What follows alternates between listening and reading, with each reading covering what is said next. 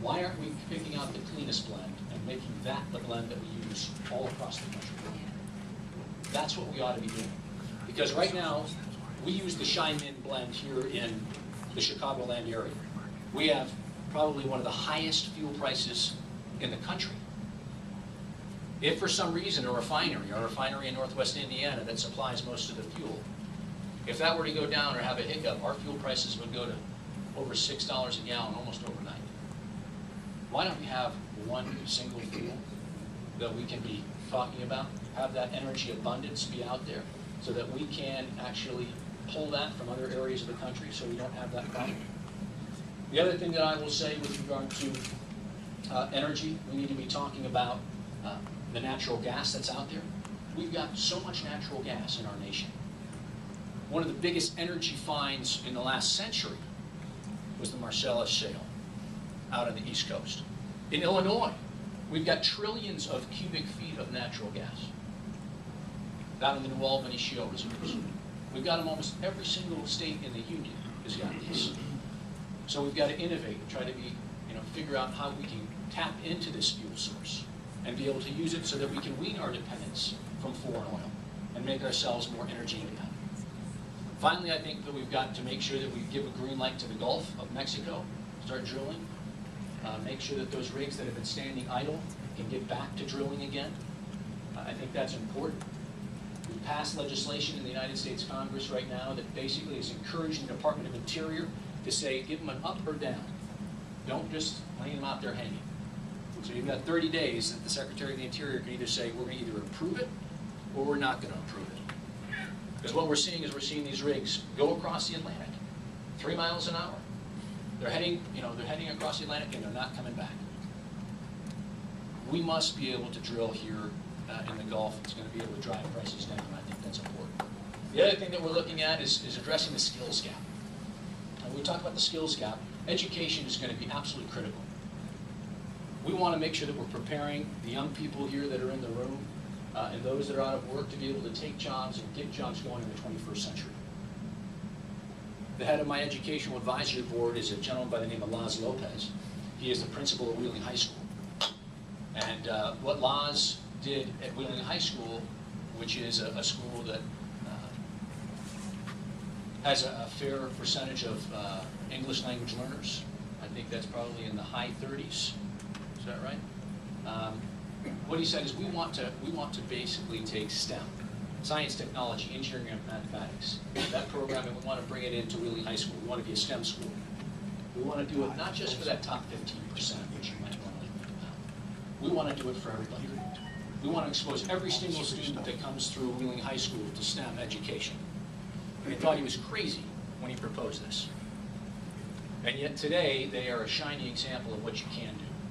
Students are leaving Wheeling High School with certificates, whether it be in tool and die casting, whether it be in CAD design, whether it be they want to go into nursing, trying to be able to empower them to be able to either take that next step in education or to go out and get a job and have a leg up over somebody else.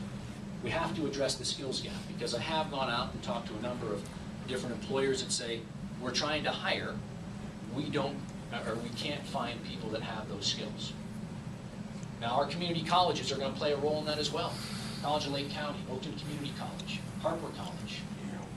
And we've seen that happen where some business entities have gone to College of Lake County, for instance, to say, we want to be able to hire people that have, for instance, a laser type of focus.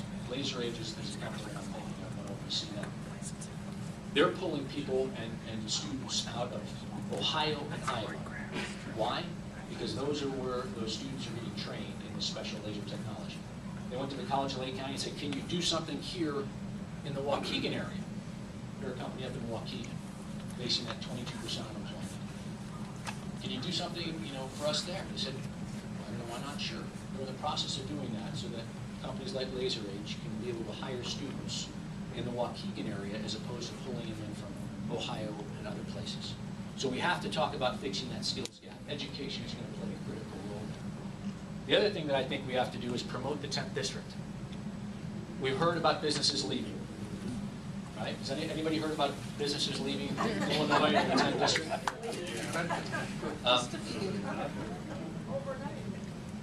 I can't change the business climate in Illinois. What I can do is try to highlight some of the advantages that the 10th district has. I think we live in an unbelievable district. I think we've got unbelievable resources here. We've got Chicago, which I think, selfishly, is the greatest city in the nation. I think we've got great natural resources, the jewel of our ecosystem in Lake Michigan. We've got openlands and wetlands. We've got great schools. We've got a huge research and development corridor with Abbott, Baxter, Takeda, Astellas, Dow Chemical.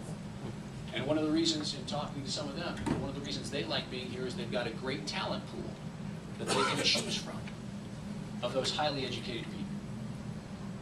We ought to be encouraging more businesses to be here in the 10th district. And I've talked to people, at Lake County Partners and other places like that. We want to try to encourage them to be here as best we can. Part of that's going to be working with the state and working with state representatives. And Sid Mathias is here, state representative for us. And Carol Senti was also, Carol's here as well. We need to work with our state representatives in order to try to help get that environment here in the state of Illinois as well. We've heard about the stories of people going up to Wisconsin, going to Indiana. I had the opportunity to go and talk to Governor Daniels. And when I went down, I said, how are you attracting these businesses? What is it that you're doing to bring businesses to Indiana? And he said, Bob, that's something that we do well. I understand how to do that. Well, can you give me some examples?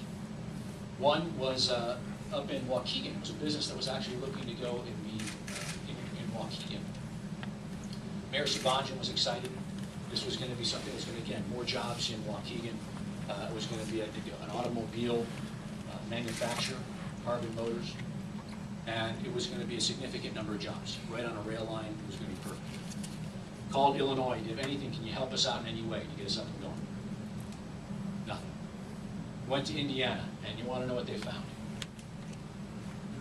They may want to guess what they found when they went to take a look at a piece of property in Indiana. Okay. 8,000 people, a marching band and banners saying welcome. They went to Indiana. Now, the other thing that I asked was, like, there was a medical device company that was thousands of employees at this medical device company. It was between Indiana and another state. And when they ended up choosing Indiana, the after-action report, they went to them and said, what was it about Indiana? What was it about our pitch that made you choose to come here? And their response was, well, like many businesses, we need licenses. We need licenses to operate. Absolutely. How quickly can we get our licenses? The one state, they said, well, the agenda's full this month. Next month you'll be on the agenda. If you cross your T's and dotted your I's, you'll get your licenses the following month. It sounds like something, that's not uncommon. In Indiana, they said, well, it's a 7-person board. We'll call an emergency session. If you've crossed your T's and dotted your I's, we're not going to do any special favors, but if you've done all the things necessary, you'll have your licenses in 3 days. Okay. Obviously, they chose Indiana. Now, that was not the only thing, I'm certain.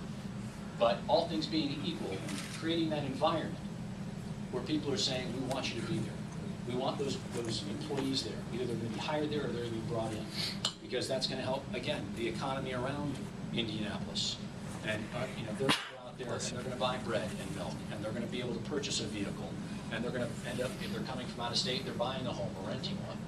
So those are the things that I think that we must do if we want to talk about growth and job creation and the like. Go to the next slide. Okay, campaign to promote the 10th district. Actually, this is Governor Daniels, and that is Carbon Motors there. Didn't realize that slide was going to be there. We do live in an incredible area. We do have tremendous assets. We have to promote them. And I certainly welcome the opportunity to try to promote the 10th district as a place that we can grow and thrive and bring more businesses in. Okay, that's the end of the slide presentation. We do